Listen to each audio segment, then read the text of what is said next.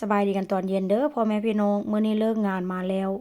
มื้อนี้ผัวไปรับผัวเข้างานตอนเช้าเนาะก้อยก็เข้างานตอนเช้าเลิกงานก็พอดีจวบกับเวลาที่แบบว่าลูกชายเลิกงานพอดีพี่น้องเอ้ยอันผัวไปรับมาจากบ่อนเฮ็ดงานแล้วก็ไปแวะรับลูกชายต่อ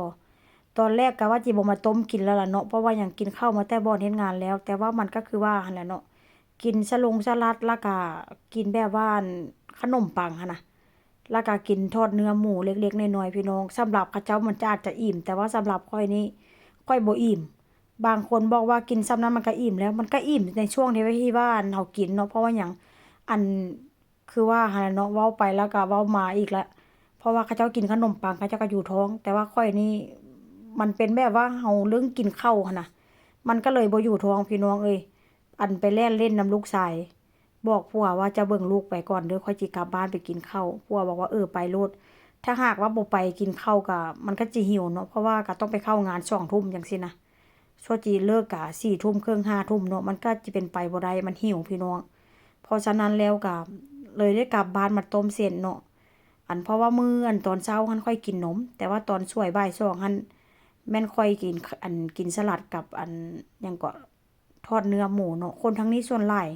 เขาเจ้าจะกินอาหารเช้าก็เป็นพวกนมพวกกาแฟแล้วก็คุกกอกคุกกี้แล้วเขาเจ้าก็จะมีอาหารว่างนี้ก็เป็นเวลา10 โมงเนาะ10 โมงนี่กินผลหมวกผลไม้หรือว่าเที่ยง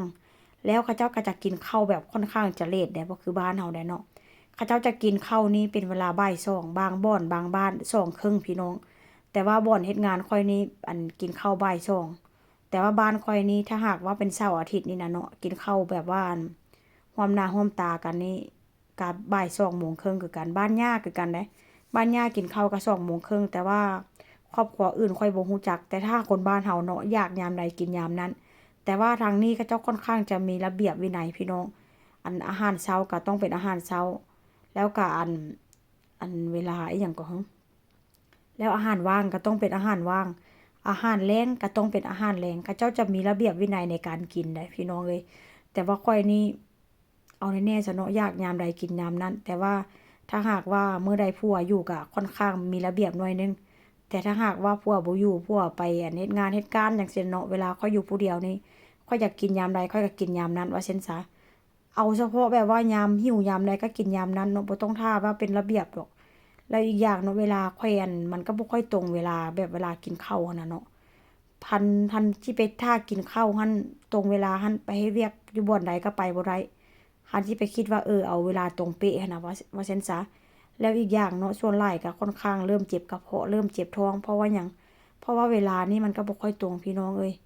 นี่ล่ะมื้อนี้ก็เลยต้องมาต้มเส้น